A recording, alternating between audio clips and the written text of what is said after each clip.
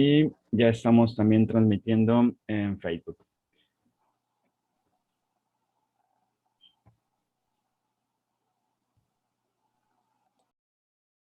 Bueno, pues darle la bienvenida a todas y todos ustedes, agradecer la participación y la asistencia de la doctora Guadalupe Herminio de Jaro y a los doctores, espero que no tarden en conectar, el doctor David Franco y el doctor Ángel Durán, a esta tercera mesa denominada Corrupción y Metodologías Alternativas, así como agradecer también la asistencia del grupo de trabajo y los integrantes de la Comisión de Indicadores, Metodologías y Mapas de Riesgo de la Red Nacional de Comités de Participación Ciudadana.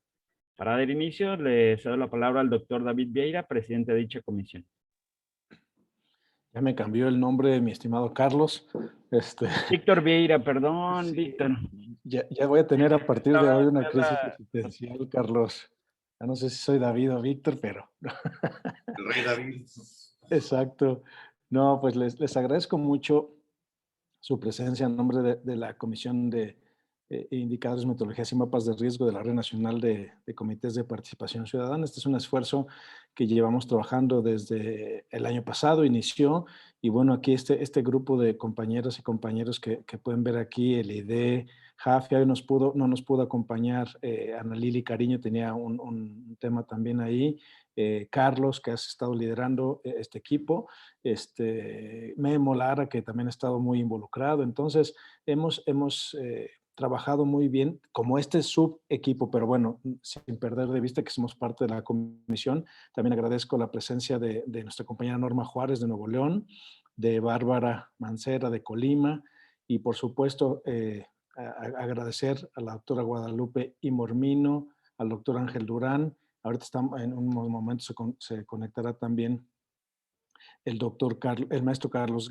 perdón, el doctor, ese sí es David Maciel. Y bueno, la idea aquí es surgen estas mesas de trabajo que llevamos dos, la de justicia y la de información pública, ¿no? El acceso, esos derechos humanos a una justicia abierta y a una acceso a la información pública. Se generan, organizamos estas mesas con el fin de conocer, discutir y generar pues las mayores conclusiones posibles de la relación bilateral que pudiera existir entre estos derechos, ¿no?, básicos y el combate a la corrupción. ¿Con qué fin? Pues con el propósito de tratar de sistematizar, ¿no?, esta relación que existe entre estas dos variables para acotar estos esfuerzos en el marco de lo que nos toca trabajar en los comités de participación ciudadana. Entonces, tanto el derecho a la justicia como el derecho a la información pública son dos derechos fundamentales, universales. Hay muchos más, pero estos son los dos que decidimos como equipo atacar, que decidimos enfocar nuestras baterías para investigar, ¿no?, en una primera instancia cuáles son los factores, establecer gracias a participantes de expertos como ustedes, pues cuáles son los factores que obstaculizan el ejercicio de estos derechos, cuál es el efecto que la corrupción causa en el sector público y en el libre ejercicio de estos derechos, establecer una relación existente, cuál es, si es que hay, y la relación, y tratar de sistematizar, como decía, a través de una herramienta que permita dar seguimiento a la relación que se identifique. Entonces, como les decía, hubo una mesa el 18 de mayo, otra el 1 de junio, otra hoy y va a haber una más el 22 de junio. Y ahora sí, con todo esto, vamos a tratar de hacer una propuesta y seguramente vamos a volver a estar en contacto con ustedes porque la idea es que esos trabajos se presenten a la red de presidentes, bueno, primero a nuestra comisión y después a la red de presidentes de los comités de participación ciudadana. Entonces, yo les agradezco muchísimo, de verdad, el hecho que estén aquí con nosotros para nosotros y para los CPCs representados en la comisión, y a final de cuentas todos los de la red nacional, pues es un valor agregado muy importante. Muchas gracias y empecemos los trabajos. Gracias. Muchas gracias, Víctor. Precisamente como comentaba ahorita el presidente, el propósito de este proyecto que estamos desarrollando es establecer y cuantificar el efecto de la corrupción en el sector público sobre el libre ejercicio de los derechos humanos, en específico, el derecho humano de acceso a la justicia y el derecho humano de acceso a la información pública. Para ello, en un inicio realizamos un estudio exploratorio de la literatura que existe de la corrupción y violaciones de derechos humanos, violaciones a derechos humanos. Encontramos en esta lectura, en este estudio exploratorio, que en algunos trabajos sí sugieren la correlación entre ambos, pero no llegan a determinar una causalidad de uno o de otro. Por la naturaleza de la comisión de indicadores a la que pertenecemos y por nuestro quehacer dentro de los sistemas estatales, decidimos, como comentaba Víctor, acotar estos derechos humanos a los que tuvieran una mayor relación con el sistema. Determinamos que fueran el acceso a la justicia y el acceso a la información. Para todo el estudio de investigación, uno de los pasos importantes es la conceptualización de las variables. Y en este caso, con las tres que determinamos, dos, llamémosla dependientes, las referentes a los derechos humanos, y una, la independiente, que tiene que ver con la corrupción, asumiendo o suponiendo que la corrupción es la que impacta en estos derechos humanos. Además de esta conceptualización de las variables, es importante irlas tratando y definir los instrumentos con los que vamos a recolectar la información, las fuentes de información que estaríamos utilizando y el nivel de medición que estaríamos llevando a cabo. Para todo esto, empezando por la definición, una manera de que nos organizamos para hacerla fue a través de esto que llamamos la discusión filosófica con expertos. Y precisamente eso es lo que estamos haciendo y eso es lo que estaríamos buscando generar el día de hoy. Aterrizar la conceptualización de la corrupción, cuáles son las formas que podemos darle seguimiento y bajo qué métricas o mediciones y qué fuentes de información podríamos tener. La mecánica de esta mesa, vamos a tener una ronda de 10 minutos por exposición. Posteriormente, de los tres expositores, posteriormente tendremos una sesión de preguntas y respuestas y finalizaremos con una ronda de 2 minutos para la conclusión final, algunos comentarios finales de parte de los expositores. Les agradecemos mucho el control, el manejo de los tiempos en sus exposiciones para que nos permita un mayor intercambio de ideas en la sesión de preguntas y respuestas, buscando que esta mesa sea interactiva y sea de varias vías. Y procuraremos apegarnos al programa planteando un tiempo máximo de 1:30, que es lo que estaba en un inicio. Sin más preámbulo, iniciaré dando la semblanza de la doctora primeramente, la doctora Guadalupe I. Mormino de Haro.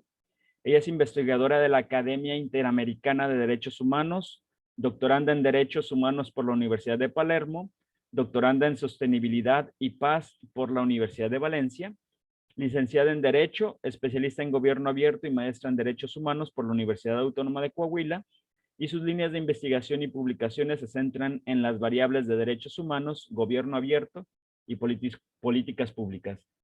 Bienvenida, doctora, y adelante. Muchísimas gracias. No sé si pudieras habilitarme para compartir una pequeña presentación.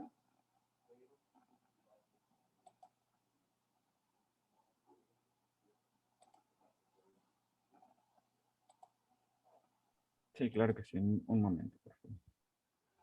Bueno, mientras esto sucede, bueno, yo agradezco muchísimo la invitación. Estoy muy contenta de estar aquí con todos ustedes. Es para mí un honor. Y bueno, espero que este día, bueno, no espero, estoy segura que vamos a lograr muchas cosas el día de hoy. Ok.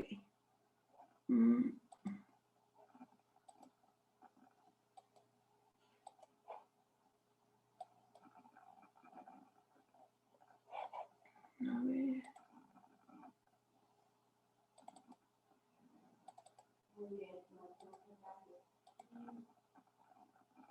Ahí ya debe de estar cargándose. Bueno, un primer punto a abordar, obviamente, en base a la temática que estamos trabajando el día de hoy, pues es la relación entre la vulneración de los derechos humanos y la corrupción. Y en este sentido, quisiera destacar que la corrupción se vincula directa e indirectamente con la vulneración de los derechos humanos y se vincula de una forma directa cuando un acto corrupto se utiliza como medio para violar un derecho, y de forma indirecta, cuando el acto corrupto es un factor esencial que contribuye a una cadena de acontecimientos que eventualmente conduce a la violación de un derecho. Un ejemplo de vinculación directa de la corrupción con la vulneración de los derechos humanos se encuentra en cosas pues que están desgraciadamente tan normalizadas en la sociedad como el soborno a la autoridad pública para la obtención de un trato o prestación acorde a intereses personales, vulnerándose así el derecho a la igualdad y a la no discriminación, además pues de una probable afectación a los derechos de otras personas que en este escenario pues son víctimas de la corrupción, ¿no? Ahora bien, por otro lado, un ejemplo de la vinculación indirecta de la corrupción con los derechos humanos sería la malversación de fondos públicos del sector salud, por ejemplo, que están destinados a la compra de medicamentos y que impide que los recursos del Estado se utilicen al máximo para dar plena efectividad al derecho a la salud, incumpliendo así incluso la obligación señalada en el artículo 2 del Pacto Internacional de Derechos Económicos, Sociales y Culturales, y dejando como víctimas de la corrupción a todas las personas usuarias del servicio de salud pública, pero sobre todo a quienes no tienen otra opción de atención médica y por ende solo pueden recurrir a estos servicios. Ahora bien, para analizar con mayor pormenor el estudio y atención de la corrupción de una forma más humanista, en mi opinión, es necesario abordarlo desde el enfoque de derechos humanos. Y pues a todo esto, pues que es el enfoque basado en derechos humanos.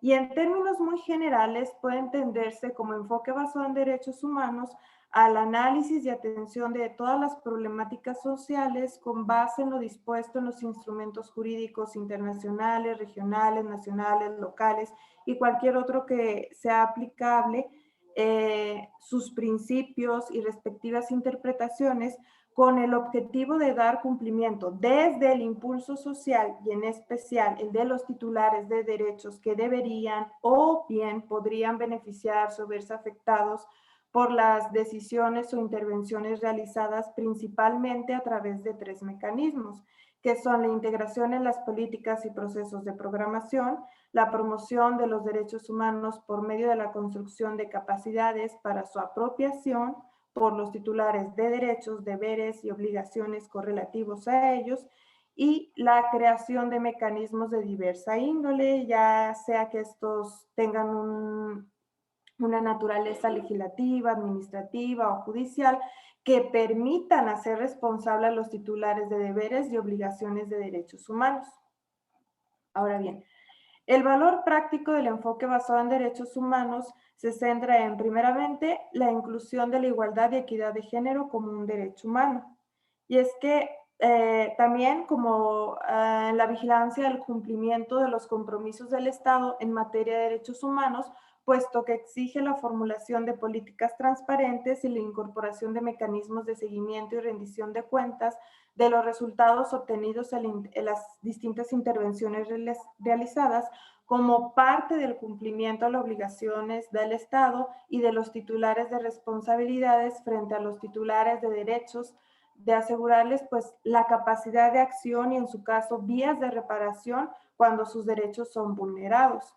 También otra característica de este valor práctico del enfoque de derechos humanos pues es la adopción de una visión holística, y esto se traduce básicamente en los análisis del contexto y de las propuestas de solución que se plantean, los cuales pues deben de tener en cuenta la diversidad de factores que afectan a una situación determinada a distintas escalas y cómo se relacionan los derechos entre ellos.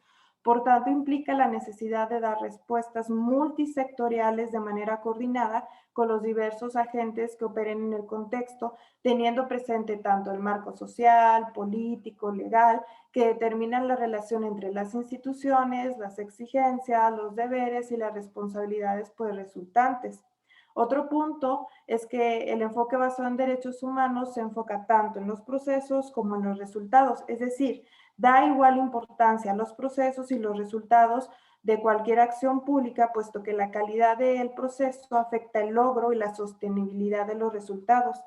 Esto, pues, porque nos brinda, pues, un marco predecible para la acción con la ventaja de la objetividad, la determinación y la definición de límites legales apropiados. Asimismo, otro punto es la realización de los derechos de las poblaciones excluidas y de aquellos cuyos derechos corren el riesgo de ser infringidos, puesto que se enfoca en analizar las desigualdades, las prácticas discriminatorias y las relaciones de poder injustas, que son las causas fundamentales de los desafíos de derechos humanos y pues en general del desarrollo, que terminan por exacerbar generalmente los conflictos existentes, ¿no? Otro punto sería el empoderamiento de grupos en situación de vulnerabilidad, ya que conlleva una estrategia de empoderamiento por excelencia para el logro de los objetivos centrados en las personas y como resultado, como ya lo mencionaba, pues busca fortalecer esas capacidades de los titulares de derechos para que ejerzan sus derechos. Otro punto sería el fortalecimiento pues de la capacidad de los titulares de derechos, pero y también de los titulares de obligaciones y responsabilidades de derechos humanos. Otro punto es que tiene como objetivo la prestación equitativa de servicios, y esto porque comienza centrándose en las poblaciones más excluidas, pero al final su objetivo es que eventualmente se garantice un acceso equitativo para todos a todos los servicios, bienes, informaciones relacionadas con el goce y ejercicio de los derechos humanos. Otro punto sería la formulación participativa del marco político y legislativo necesario para el cumplimiento de los derechos humanos, puesto que permite la institucionalización de procesos participativos que consientan un consenso social y político mediante la incorporación en las acciones de los titulares de derechos, obligaciones y responsabilidades, a fin pues de armar un diálogo entre todos ellos para la búsqueda de acuerdos y soluciones conjuntas. Otro punto es la consecución de resultados sostenidos, puesto que el enfoque garantiza la sostenibilidad de las intervenciones a través del fortalecimiento de las capacidades, como ya he mencionado, de titulares de derechos, obligaciones y responsabilidades para emprender el diálogo y cumplir exactamente con sus responsabilidades, independientemente de si estas se encuentran expresadas en leyes, políticas, programas y demás. Asimismo, nos permite priorizar la propiedad local de todos los procesos o acciones públicas que generalmente buscan un desarrollo y, bueno, pues también nos permite el fortalecimiento de un buen gobierno, puesto que los derechos humanos y la buena gobernanza se refuerzan mutuamente al estar ambos basados en principios básicos como el de participación, rendición de cuentas, transparencia y responsabilidad del Estado. Y bueno, con todo esto, quiero llegar al punto de cuál es nuestra propuesta, mi propuesta para cuantificar el efecto de la corrupción en el sector público sobre el ejercicio de los derechos humanos. Y bueno, esta metodología que propongo es parte de una investigación que he realizado desde hace un par de años y se sustenta básicamente en la premisa de que una política o acción pública se justifica por su rendimiento social, por su capacidad de generar resultados de valor para los ciudadanos y de hacerlo con pleno respeto de los principios democráticos. Además, también se sustenta en que la importancia de la evaluación de los derechos humanos en las acciones o políticas públicas radica en que si los diseñadores de políticas o acciones públicas no creen en la equidad del bienestar, la distribución del pastel pues va a ser siempre vertical y desigual. Es decir, un pastel más grande no significa rebanadas más grandes para todos. La distribución de costos y beneficios no es por sí equitativa, sino depende de la naturaleza de los valores distributivos detrás de la asignación de las rebanadas. Y es decir, si los derechos humanos no se incorporan como valores distributivos durante el ciclo de la acción pública, pues sus resultados van a tener una tendencia hacia el incremento de las desigualdades entre la población. Y es precisamente acorde con estas premisas y tomando como base que la aplicación del enfoque basados en derechos humanos, en la prevención y atención al fenómeno de la corrupción, implica cambiar su paradigma actual preponderantemente sustentado en el ideal de un comportamiento ético de los funcionarios públicos por uno en el que las políticas públicas de anticorrupción se centren expresamente, primero, en la lucha contra la corrupción como una estrategia para la defensa del Estado de Derecho y de los derechos humanos, Y segundo, analicen los actos de corrupción como posibles violaciones de los derechos humanos, centrando su atención en las víctimas y sus efectos. En este sentido, la propuesta metodológica o el esbozo del que les quiero platicar hoy, pues es que básicamente con esta metodología se permite la integración y evaluación de los derechos humanos durante el ciclo de la acción o política pública que se quiera analizar. Incluso podemos hablar de un nivel mucho más desagregado porque bien se pueden evaluar programas, proyectos o acciones específicas, solo haciendo pequeñas adaptaciones a esta metodología. Y básicamente lo permite hacer de una forma consistente con las obligaciones en la materia, pero también la pericia técnica que pues se requiere, ¿no? Por la disciplina de la gestión, administración y políticas públicas en general. Bueno, el objetivo de la metodología pues es calcular el enfoque en derechos humanos de un ciclo de política pública o acción pública o de alguna de sus fases, es decir, ya sea el diseño, la implementación, la evaluación o todas estas, es decir, una evaluación holística, mediante la selección de un conjunto de elementos del sistema de indicadores que se proponen para calcular el enfoque de derechos humanos en las políticas públicas y la aplicación de un algoritmo matemático pues que fue creado para tal propósito. Y esto porque, derivado de la importancia del contenido y de los objetivos perseguidos por la acción pública en general, como de los procesos para alcanzarlos, los cuales, como ya había mencionado, en atención a la manera en que se desarrollen, pueden provocar un cumplimiento adecuado o insuficiente de los objetivos de la acción pública, la metodología tiene dos dimensiones, que es una sustancial y una procedimental o formal. Por ende, cuando pues hablamos de una dimensión sustancial, nos referimos a la parte de la metodología en la que se evalúan pues la pertinencia de los objetivos de acciones planteados por la política o acción pública para contribuir a la verificación de los derechos humanos, es decir, la parte medular o sustancial de la política pública. O en otras palabras, la dimensión sustancial de la metodología valora qué es lo que hace la política pública para contribuir a la verificación de los derechos humanos. Y es aquí cuando, en el caso concreto, pues hablaríamos del derecho de acceso a la justicia y todos los estándares que hay que seguir, del derecho a la información y todos los estándares que hay que seguir, e incluso en un momento dado, pues podríamos incorporar los distintos estándares internacionales, nacionales, regionales, según se vaya delimitando, para incluir a lo mejor otros derechos que considero que también son importantes, como el derecho a la participación, ¿no? en los asuntos públicos. Y bueno, por otro lado, cuando hablamos de la dimensión procedimental o formal, pues nos referimos a la parte de la metodología que evalúa la conformidad de las fases del proyecto, acción o política pública, que como ya las mencionaba, son el diseño, implementación y evaluación, con los principios de los derechos humanos y que por tanto atiende a las garantías procedimentales mínimas que deben de observarse en toda acción pública respetuosa de derechos humanos. En otras palabras, la dimensión procedimental de la metodología cuestiona si la forma en que se han desarrollado las fases de esta acción, programa, proyecto público respeta, promueve y garantiza los derechos humanos. Como consecuencia, está aquí como categorías e indicadores, estaríamos hablando básicamente de aquellos relacionados con los principios de derechos humanos, como el de universalidad, indivisibilidad, interdependencia, progresividad, rendición de cuentas, participación, transparencia. Y bueno, como ya lo mencionaba también, entre las notas distintivas pues, de esta propuesta metodológica se encuentra el uso de un algoritmo matemático que permite el análisis cuantitativo de los atributos y principios de los derechos humanos en la acción pública. Esto pues obviamente con la finalidad de apreciar con mayor facilidad la distribución de la frecuencia de la observancia de los derechos humanos tanto en el contenido como en el proceso de la acción pública.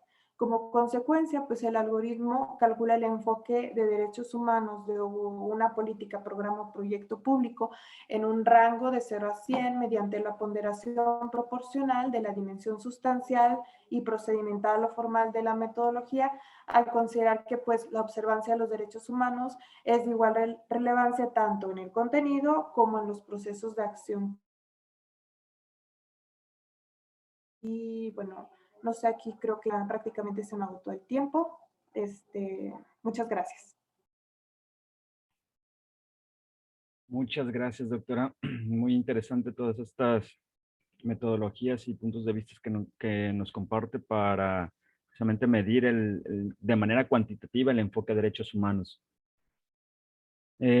Seguimos con el doctor Ángel Durán, quien es licenciado en Derecho por la Universidad de Colima. Cuenta con 2 especialidades, una en Derecho de las Obligaciones y Contratos, otra especialidad en Derecho Corporativo y Económico.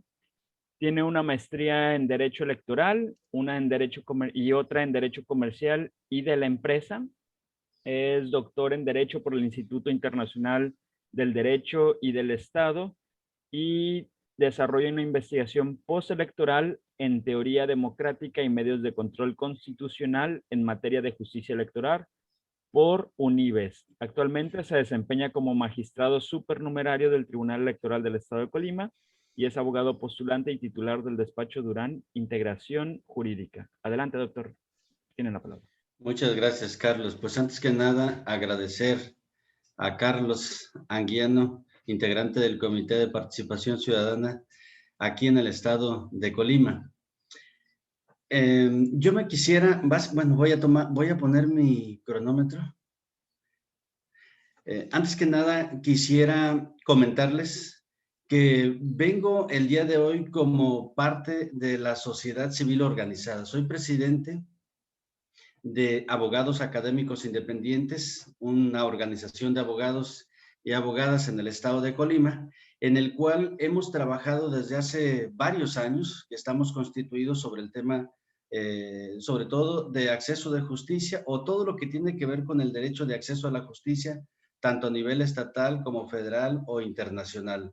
Así como también, nada más para poner en preámbulo, desde un punto de vista práctica, incluso tenemos varios juicios en contra del Estado mexicano en tribunales internacionales, más bien como para poner en la mesa esta discusión y que lo voy a hacer desde un punto de vista práctico. Y práctico desde en el sentido de como sociedad civil organizada. Quisiera pues formular mi disertación más o menos de la siguiente forma.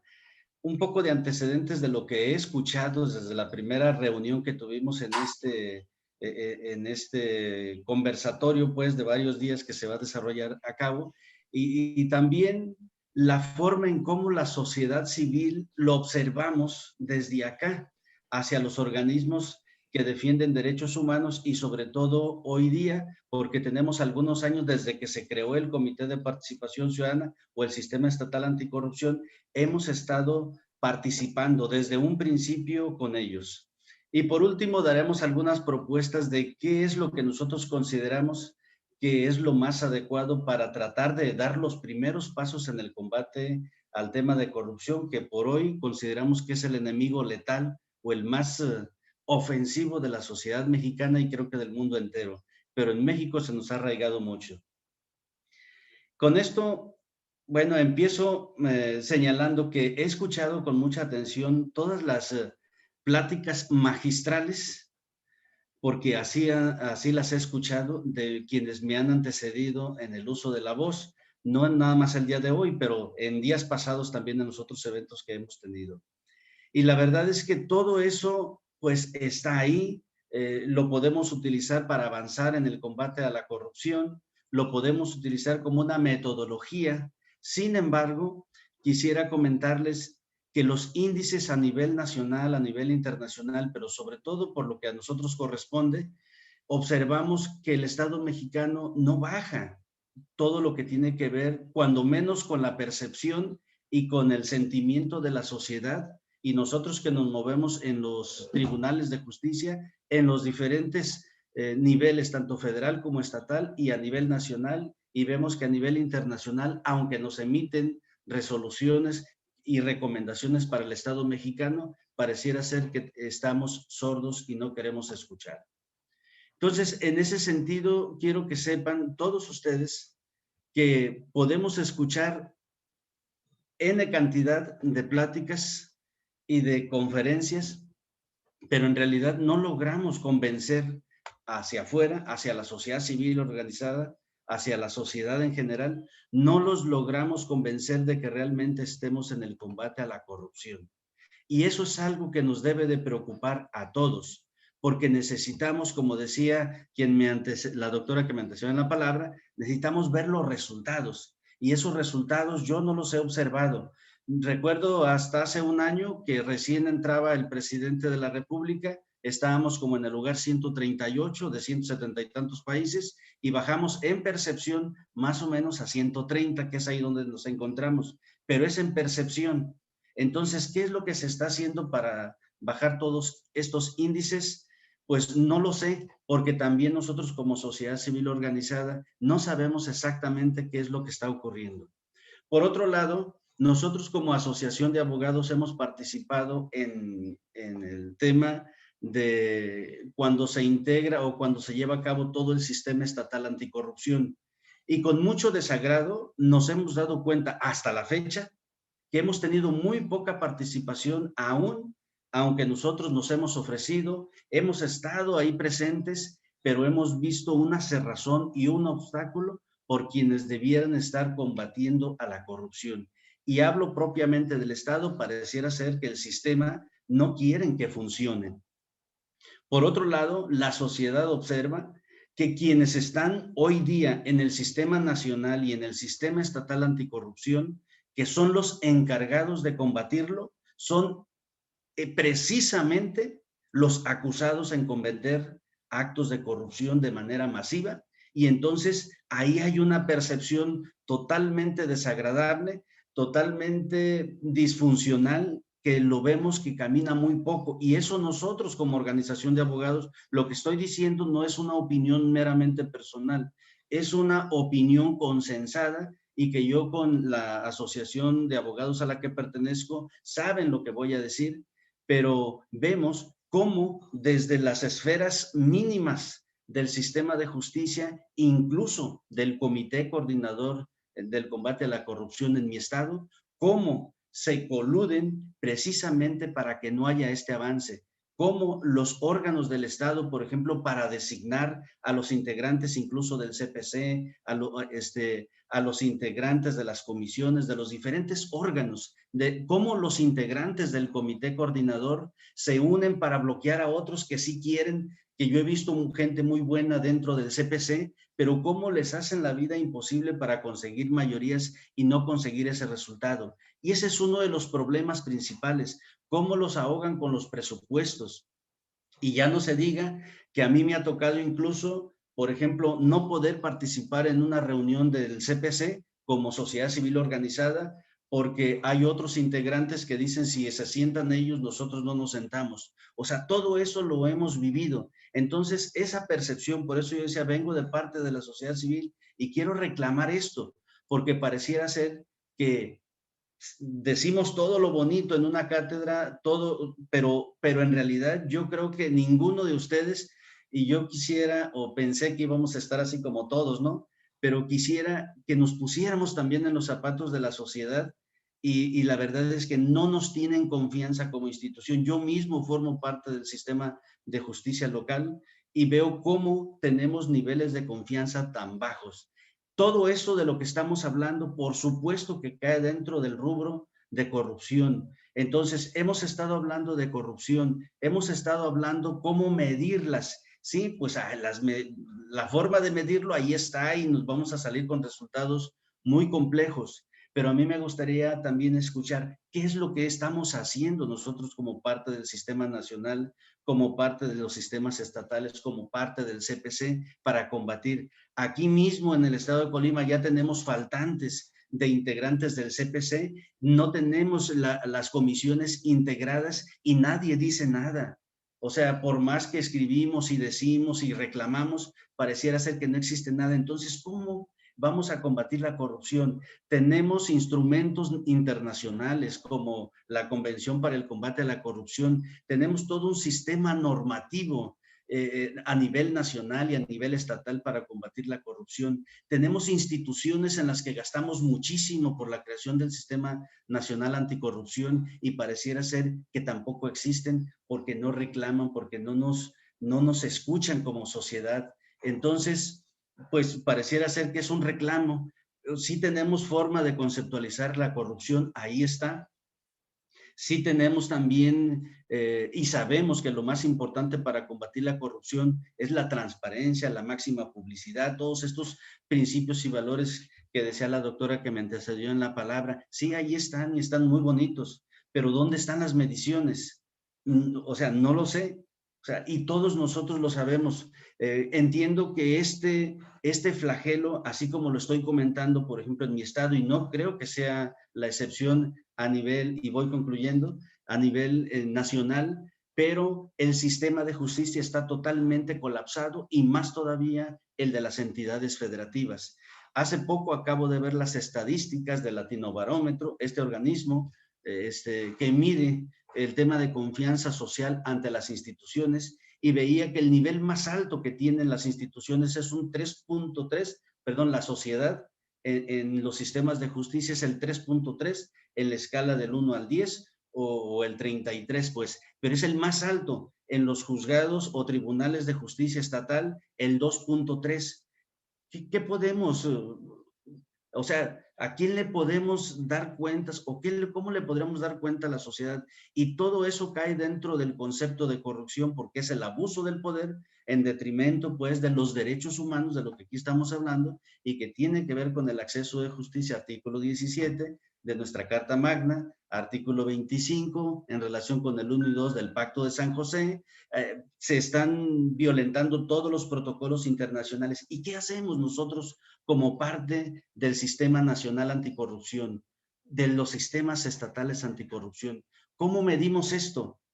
No hay forma. O sea, yo no lo veo. O sea, sí observo muchas conferencias, muchas reuniones, pero yo mismo a la distancia y a metros observo cómo se violentan el derecho humano de acceso a la justicia. En mi entidad federativa presentas demandas y ahorita con pandemia todavía peor. Presentas demandas y no sabes qué es lo que pasa con tus procesos. Tardan muchísimo tiempo, todos superan los plazos que establece la ley.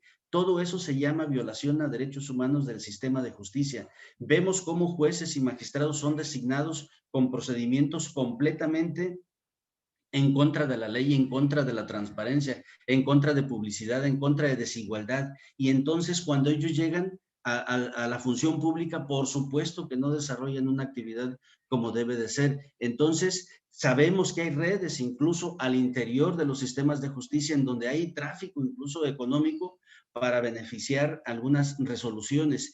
Todo eso se tiene documentado, se sabe, pero no el Sistema Nacional Anticorrupción y el Sistema Estatal Anticorrupción pareciera que no lo ve. Aquí tenemos casos muy lamentables que se han denunciado y finalmente el Sistema Estatal y el Comité Coordinador pues no logra tener el suficiente poder como para que lo acompañen y poco a poco, siendo prudentes y queriendo avanzar en todo esto, a mí me parece que, y es una invitación que les hago, es una invitación, vamos volteando a ver un poco a la sociedad. En realidad nos tienen completamente abandonados, no quieren que los acompañemos, nada más existen en los discursos. Aquí en Colima, yo no sé, a lo mejor, no sé si haya otras organizaciones, pero casi les aseguro que son las mismas organizaciones civiles que acompañan al Estado, porque sí tienen una gran cantidad ahí, que lo acompañan, que les dicen aquí estamos, y luego al rato salen a relucir.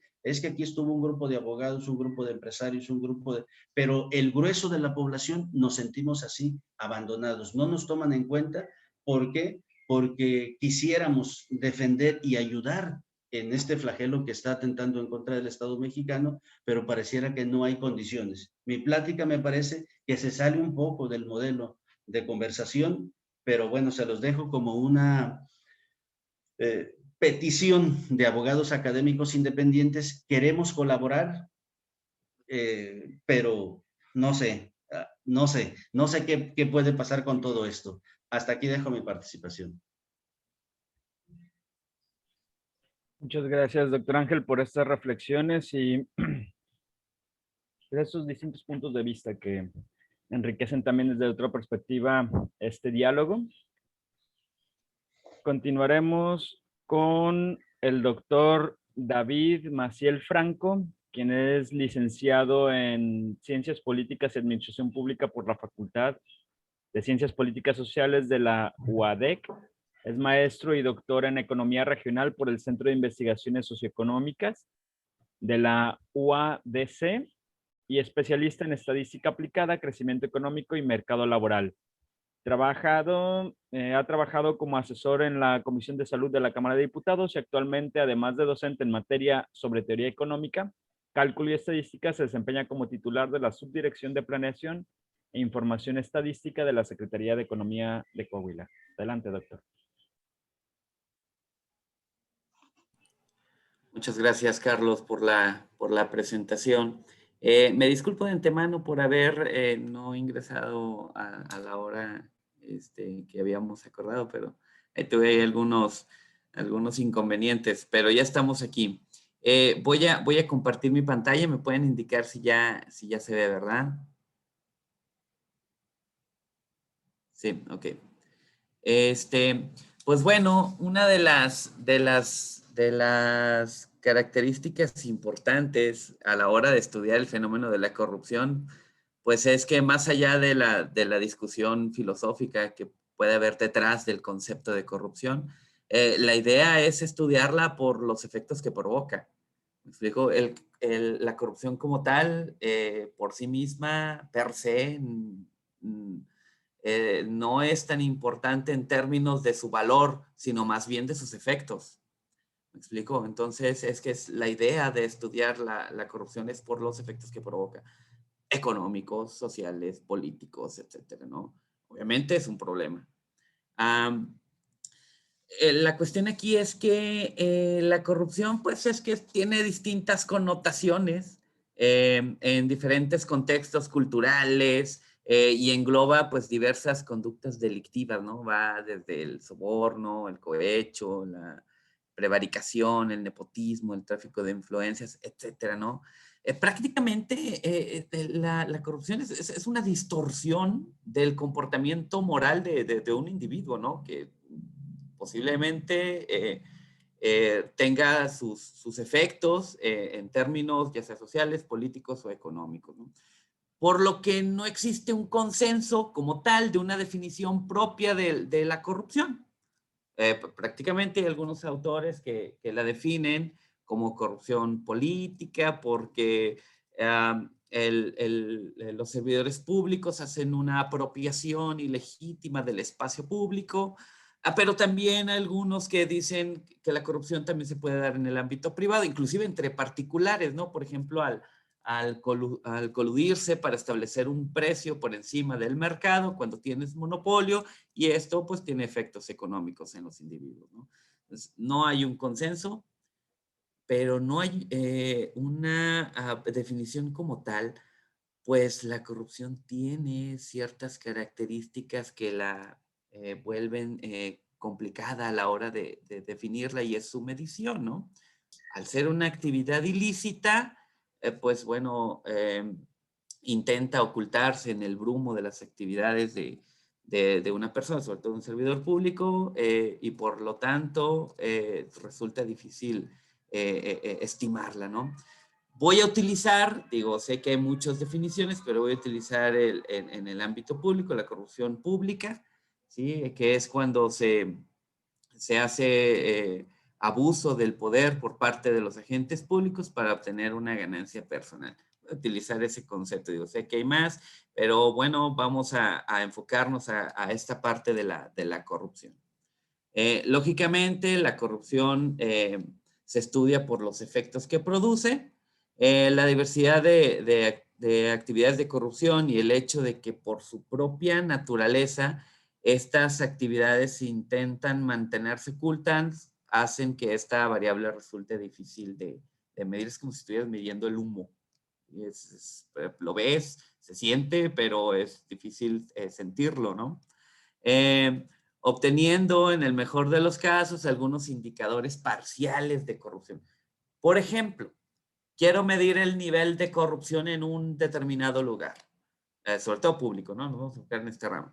Pues bueno, a lo mejor hechos de corrupción que se han detectado en alguna sociedad. Pero esto tiene ciertos problemas, ¿no? Porque de manera general es imposible, por su característica de ser ilícita, es imposible de medirla de forma directa y objetiva.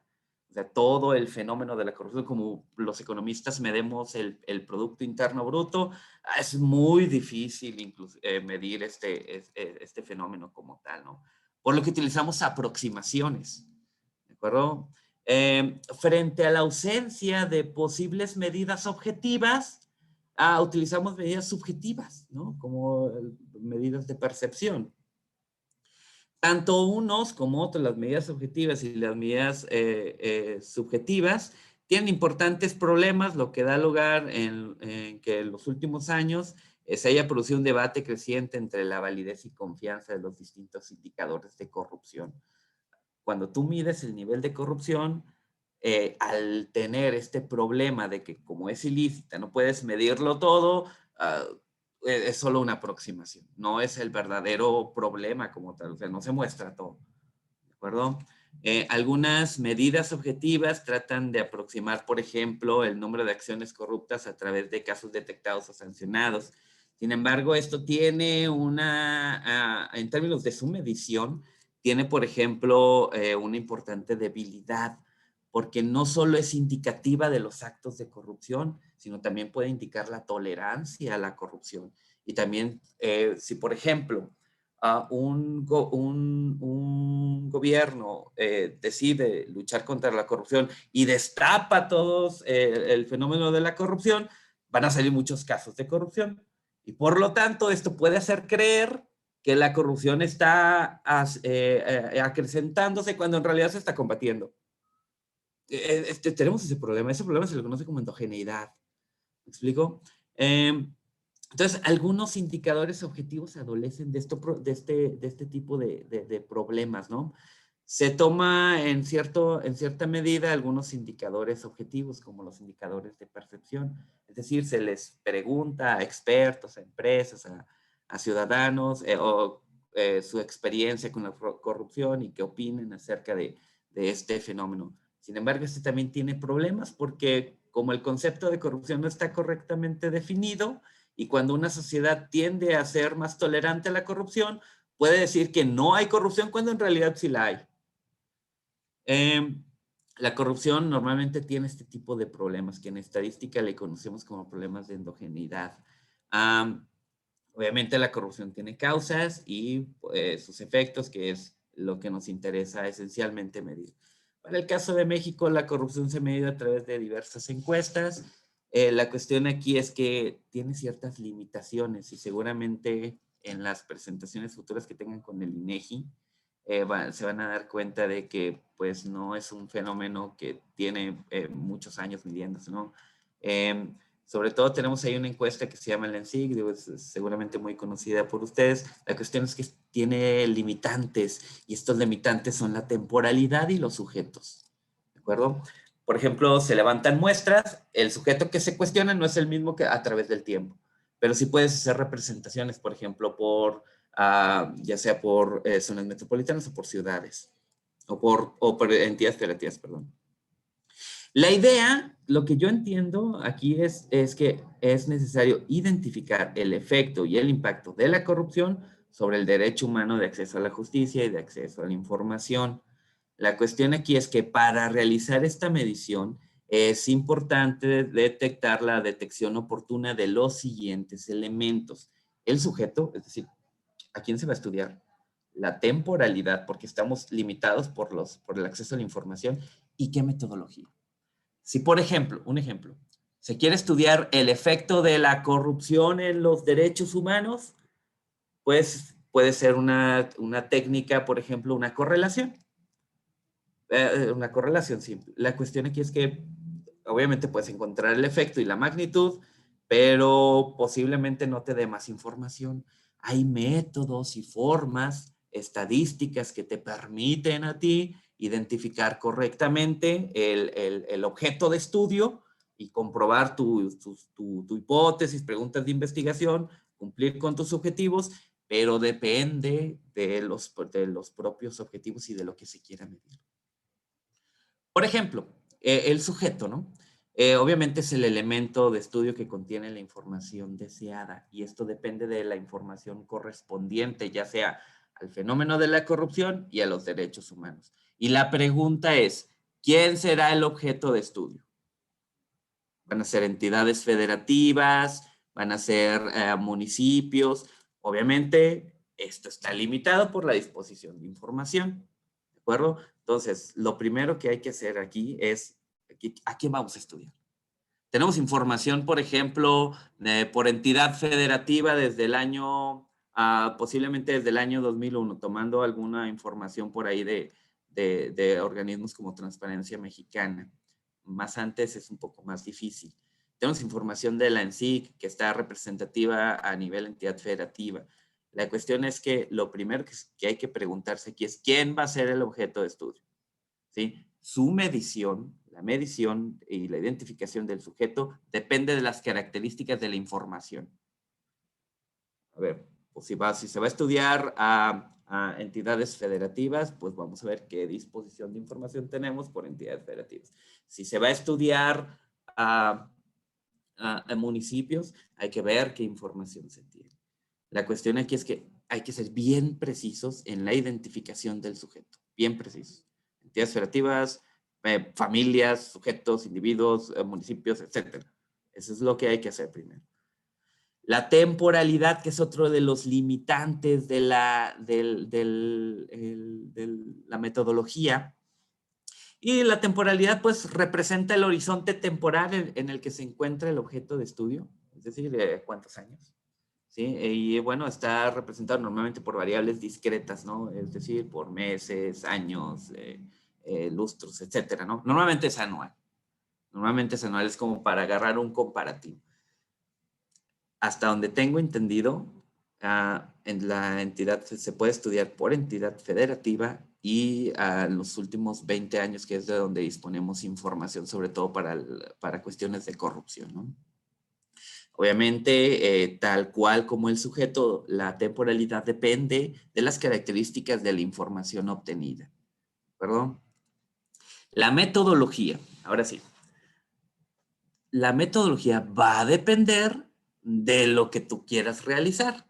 Por ejemplo, si tú quieres detectar la relación, si existe una relación entre corrupción y derecho humano de acceso a la justicia, pues si quieres encontrar una relación, nada más, pues es posiblemente una regresión, ¿no? Y inclusive la puedes cuantificar y puedes hacer distintos modelos, por ejemplo, modelos temporales para identificar la relación temporal que ha tenido la corrupción y el efecto de la corrupción sobre los derechos humanos. Pero si solo quieres identificar la relación. Pero si quieres identificar, por ejemplo, la probabilidad de ocurrencia en donde si tú pones, por ejemplo, si tú pones, no sé, una medida para corregir el problema de la corrupción, ¿cuál es la probabilidad de que, por ejemplo, al meter estos mecanismos de solución al problema de la corrupción, cuál es la probabilidad de que reduzcan o aumenten el acceso a los derechos humanos? Y eso es otra metodología. Ahora bien, yo les planteo aquí. La idea es definir correctamente los objetivos. Si nada más es una relación, pues bueno, se habrá algunas medidas, por ejemplo, no sé, algunas medidas estadísticas como regresión que son muy útiles. Pero si se quiere profundizar un poco más, es posible realizar algunas otras, revisar algunas otras metodologías. Siempre va a depender de los objetivos que se tengan planteado. Y obviamente también la metodología depende del tipo de variable que tengamos, ¿no? Ya sea variables de intervalo razón, variables ordinales, variables nominales, ¿no? Un ejemplo, digo, lo tomé de ahí del documento que mandaron para realizar estas conferencias que me parecen bastante interesantes. Por ejemplo, establecer y cuantificar el efecto de la corrupción en el sector público sobre el ejercicio de los derechos fundamentales, acceso a la justicia y acceso a la información. La idea es que, bueno, yo voy a explicar cómo afecta la corrupción. ¿Cómo afecta la corrupción al acceso a la justicia? ¿No? Aquí es una ecuación muy sencilla. Si tenemos información por entidad federativa y de forma anual, es posible establecer una correlación para medir el efecto y la magnitud de ese efecto. La cuestión es que se pueden hacer otras cosas, por ejemplo, como rankear entidades federativas, la probabilidades de ocurrencia, pero va a depender de los objetivos planteados. ¿De acuerdo? Sin embargo, bueno, la corrupción está determinada también por la existencia de mecanismos para su disminución, como los sistemas anticorrupción. Si se fijan, fíjense, los derechos humanos, como el acceso a la justicia, en función de la corrupción. Pero la corrupción en función de los sistemas anticorrupción. Hay como una relación por aquí entre estos sistemitas. La corrupción es que la cuestión es ver si la existencia, por ejemplo, de los sistemas anticorrupción aumentan o disminuyen la corrupción, que a su vez tienen efecto en los derechos humanos, por ejemplo, de acceso a la justicia y de acceso a la información. Por ejemplo, es posible, no sé, identificar si en algunas entidades federativas el que exista o no mecanismos para, por ejemplo, asegurar todo este procedimiento de la denuncia, ayuda a que obviamente se disminuye la corrupción y ayuda a que se obtenga un mayor acceso a la justicia para los ciudadanos, ¿no? Entonces, la cuestión aquí es que se identifique correctamente esos objetivos para poder establecer esa metodología. Es posible detectar si la presencia de los sistemas anticorrupción inciden o no en la corrupción y esta a su vez en garantizar los derechos humanos de acceso a la justicia y a la información. ¿Qué se puede hacer? Se puede evaluar a las entidades federativas de acuerdo a la información. Ya he trabajado algunos años con esto. Se puede establecer medidas de posición, por ejemplo, para entidades federativas y generar grupos o rankings, etcétera. Hay indicadores de posición, indicadores, por ejemplo, el Dallenius-Hodge, etcétera, que te permite hacer como rankings. ¿Qué entidades federativas sí están aplicando sistemas y corrigen el problema de la corrupción y a su vez garantizan el acceso a los derechos humanos? Es posible, por ejemplo, cuantificar a través de modelos econométricos si la existencia de la corrupción condiciona los derechos humanos y en qué medida, ¿sí? Mostrar si las medidas anticorrupción son efectivas para reducir la corrupción y garantizar los derechos humanos. La cuestión aquí es que, ¿se puede hacer esto? Sí se puede hacer. Hay que identificar desde los objetivos, qué es lo que se quiere hacer. O sea, por ejemplo, queremos detectar si los sistemas anticorrupción en general, todo lo que engloban estos, funcionan para disminuir la corrupción y a su vez garantizan los derechos humanos. Se puede hacer eso. ¿De acuerdo? Creo que ya me pasé de tiempo. Les agradezco mucho que me hayan escuchado.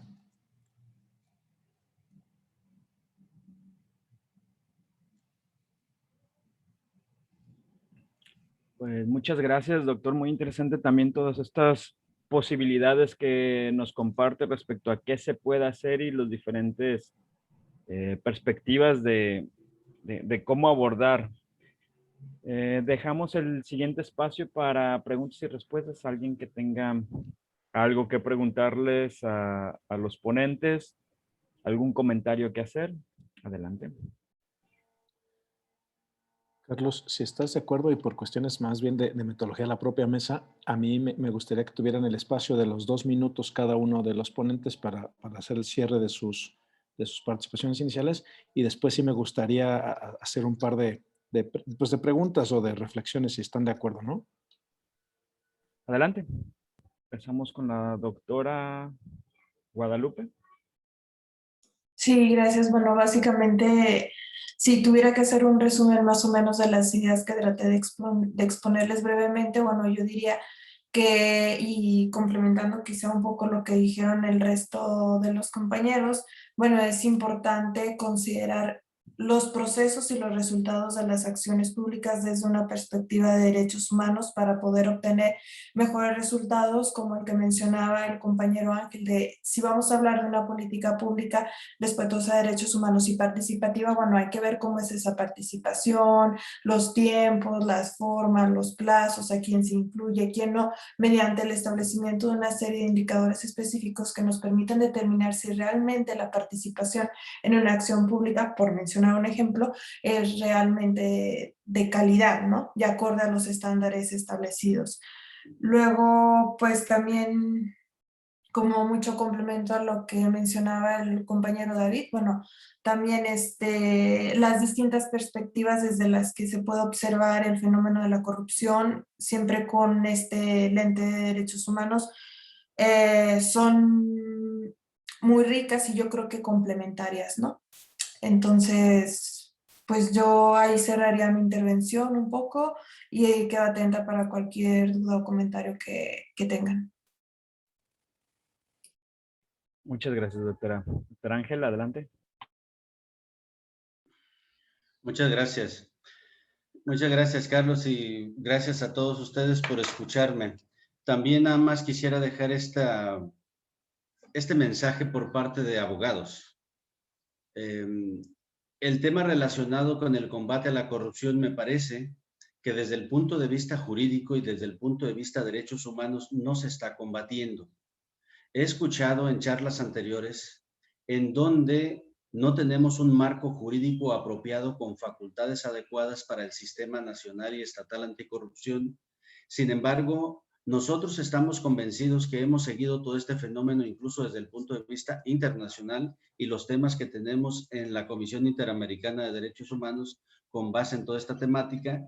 Creemos que el Estado mexicano y sus autoridades, y nosotros somos parte del Estado mexicano y lo representamos, contamos ya con todo un sistema victimal muy amplio, muy obeso a partir de 2013, como consecuencia de la reforma constitucional en derechos humanos de junio de 2011, en donde todas las autoridades en el ámbito de su competencia tenemos que garantizar los derechos humanos. Y aquí decíamos que el combate a la corrupción, o sea, como sociedad tenemos la obligación de combatir a la corrupción, porque ese es un derecho fundamental de la sociedad, vivir en un Estado libre, un Estado democrático, y un Estado democrático, de acuerdo a la Carta Democrática Interamericana, si no combatimos la corrupción, entonces estamos lesionando el Estado democrático. El derecho de acceso a la justicia es otro derecho humano, entonces, ¿cómo lo debemos de combatir? Nuestro sistema constitucional de justicia, en el párrafo tercero del artículo primero, artículo 17 y 20 de nuestra Constitución mexicana, por decir así nada más por decir así algún tratado internacional, el Pacto de San José, artículo 25, 1 y 2, establece la obligación del Estado mexicano para garantizar todos esos derechos humanos que se encuentran en este pacto. Ya no se diga el Pacto de San Salvador, que es los derechos económicos, sociales y culturales del sistema de la Organización de Estados Americanos, y este mismo pacto, pero del sistema universal, nos obligan a garantizar los derechos humanos que se encuentran tanto en los instrumentos internacionales del sistema universal como los del sistema regional. Y de acuerdo al artículo primero lo tendríamos que garantizar. Ahora, ¿cómo se garantiza que en México se combata la corrupción? Nuestro país creó un sistema muy completo que no estamos aplicando. Ni lo está aplicando el Sistema Nacional Anticorrupción, ni lo están aplicando los CPC de las entidades federativas, ni el Comité Coordinador de las entidades federativas, que es combatir al enemigo número uno de la sociedad a través de un combate generalizado y garantizar una reparación integral a una sociedad que está siendo violentada con más del 90%, he visto estadísticas hasta el 95, 96% de violaciones a derechos humanos en México. Y el artículo primero, párrafo tercero, 17 y 20 establece que se tienen que reparar, primero investigar, sancionar, y al último reparar de manera integral de acuerdo a la ley. Esa ley especial que se creó en este párrafo es la Ley General de Víctimas, forma parte de un sistema victimal y ahí se establece qué es lo que se tiene que hacer para regresarle a la sociedad todo ese caudal de derechos humanos y para que no sea violentado. Y se tienen, dice todo este sistema victimal que hay que combatir las causas, o sea, hay que encontrarlas, hay que erradicarlas y hay que establecer medidas de no repetición. Y todo el sistema victimal de derechos humanos, que nada más lo tenemos en la Ley General de Víctimas a nivel federal y la ley de víctimas a nivel estatal, ese no lo estamos aplicando. Nosotros, como abogados académicos independientes, consideramos que todos tenemos las facultades de acuerdo a nuestra competencia, aunque no tengamos la ley, pero podemos acudir a una interpretación a la Constitución y a la aplicación de tratados internacionales para combatir a la corrupción, y eso no lo estamos haciendo. Muchas gracias. Muchas gracias, doctor David. Adelante.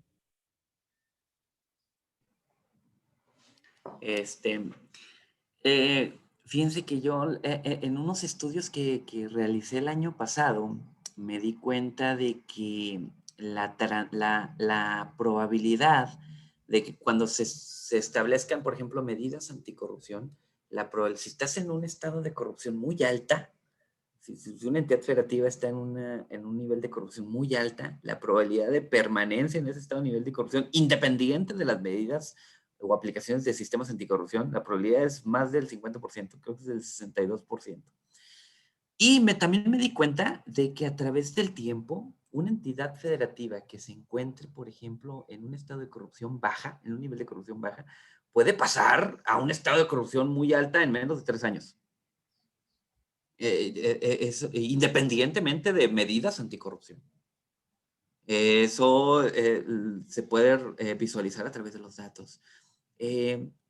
La cuestión aquí es que creo yo que estas medidas de los sistemas anticorrupción, la idea es efectivamente ver qué tan efectivas son.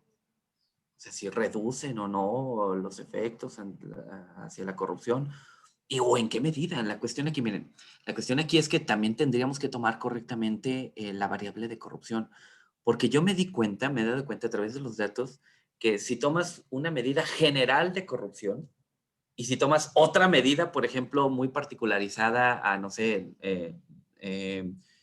hechos de corrupción, excluyendo, por ejemplo, los que se dan entre policías y personas. Si excluyes eso y mides el nivel de corrupción, se comporta distinto en ciertas entidades federativas que en otras. Entonces, por eso fui preciso al inicio de esta presentación, que se defina la corrupción y se definan las variables que se deben de tener en cuenta. Porque si tú dices, es que ha aumentado la corrupción, pues quizás sí, pero la corrupción tiene distintas particularidades, o sea, se presenta de una u otra forma. No podemos generar un indicador global, imposible. Yo he tenido algunas observaciones, por ejemplo, los indicadores de percepción que establece, por ejemplo, Transparencia Internacional, que tiene ciertas fortalezas, pero también tiene ciertas debilidades, y categoriza con muy poca o muy alta corrupción, pero tiene esas debilidades, por ejemplo, de que depende del concepto de corrupción que tenga, por ejemplo, cada encuestado. Entonces, creo yo que se tendría que ser bien preciso a la hora de definir esta variable de corrupción. Y está la otra parte, ¿no? El efecto sobre los derechos humanos. ¿Cómo se pueden medir los derechos humanos? Por ejemplo, de acceso a la justicia. Esa es otra de las cuestiones que también se tiene que ser muy precisos. ¿Cómo se va a medir? Si queremos ver el impacto, ¿cómo se va a medir? No sé si sea a través de, no sé, de denuncias, denuncias concluidas, etcétera. No sé, bien preciso. Si queremos hacer algo estadístico, algo concreto, hay que ser bien concretos a la hora de establecer esas variables para no tener problemas, sesgos o que esté mal dirigida la información. Esa es mi aportación. Muchas gracias, doctor. ¿Alguna participación? Víctor, creo que tú querías hablar. Adelante. Sí, yo tengo una pregunta para cada uno de los ponentes y de la doctora, igual en el mismo orden que expusieron, si me permiten, y también muy conciso. Para la doctora Guadalupe, doctora, me gustaría saber, ahorita estamos en muchos de los comités de participación ciudadana, estamos trabajando, los que no lo han presentado ya, en el diseño de nuestra política pública, la política estatal anticorrupción, que tiene que ver con estas tres fases, ¿no? Diseño, implementación y evaluación todavía no está aplicada, pero está parte del diseño, ¿no? Entonces, ¿cuál sería la mejor forma de incorporar este índice, ¿no? Para esto, porque, bueno, en teoría, las políticas, y eso fue una de las cosas que nos pide la Secretaría Nacional, la Secretaría Ejecutiva del Sistema Nacional Anticorrupción, tener este enfoque basado en derechos humanos. Pero entonces, ¿cuál sería la mejor forma de incorporar este índice que usted propone o de empezarlo a aplicar con las políticas actualmente pues, aprobadas? Sí, bueno, muchas gracias. Así una respuesta quizá muy general es, por ejemplo, para incorporar este como enfoque basado en derechos humanos en cualquier política pública, como le mencionaba, pues tenemos que hacerlo en cada una de sus fases. Por ejemplo, a la hora del diseño, si vamos a hacer una política pública participativa, bueno, delimitar bien quiénes tendrían derecho a participar en este rubro, quiénes se pueden ver beneficiados, afectados. Por ejemplo, transparentar cómo se está diseñando, qué está tomando en cuenta, hablar acerca del presupuesto como modo de rendición de cuentas y demás. Por ejemplo, yo ahorita tengo desarrollados cerca de 300 indicadores que abarcan todo el proceso de política pública, tanto diseño, implementación, evaluación, como el contenido propio de la política pública. El contenido, bueno, va a ir cambiando según la acción esté dirigida a un u otro camino, tendrán que observarse ciertos estándares. La manera en la que ahora yo lo he venido pues construyendo es hacer pequeños indicadores cualitativos y dar un puntaje a esos indicadores cualitativos para poder transformarlos en un dato cuantitativo que posteriormente nos permita, por ejemplo, un análisis comparado, como lo mencionaba, creo, el doctor David, entre distintas entidades federativas o a lo largo del tiempo. Pero sí se requiere, digamos, en términos muy genéricos y sencillos quizá, tomar las normas, la estructura de derecho que nos va a regir respecto a la política pública que estamos construyendo y analizar cómo la vamos a volver operativa desde pequeños pasos y en las distintas fases y atendiendo, como también mencionaba el doctor David, a los contextos, porque obviamente si vamos a desarrollar una política basada en enfoque de derechos humanos, no podemos olvidarnos de los distintos contextos que viven distintos grupos de población, incluso hablemos también de grupos vulnerables. A lo mejor no respondo tal cual su pregunta porque la verdad, para poder decir una política pública que integre el enfoque basado en derechos humanos debe cumplir tal, pues me tardaría... No, Digo, a lo que iba, a mí me gusta ser muy pragmático y muy práctico, ya okay. nos irá conociendo, me irá conociendo, doctora, aquí mis compañeros ya me conocen, pero a lo que voy es como para salir con cuestiones ya concretas de aquí, entonces, más bien, pues como comprometerla un poquito para que a lo mejor con las políticas que ya están ahorita digamos, haciendo aprobadas o aprobadas, que a lo mejor podemos hacer algo muy sencillo, 3 o 4, tampoco 300 indicadores, en donde pudiéramos hacer un análisis comparativo, decir, a ver, espérame, al menos esto tendríamos que tener desde esta perspectiva y homologar. Creo que sería muy útil para las políticas estatales anticorrupción, porque entonces la verdad es que yo lo que he visto es que cada estado se ha ido pues como a su leal saber y entender. Somos pocos los que hemos ido a platicar con ellos y eso es por motu propio, como dicen los abogados.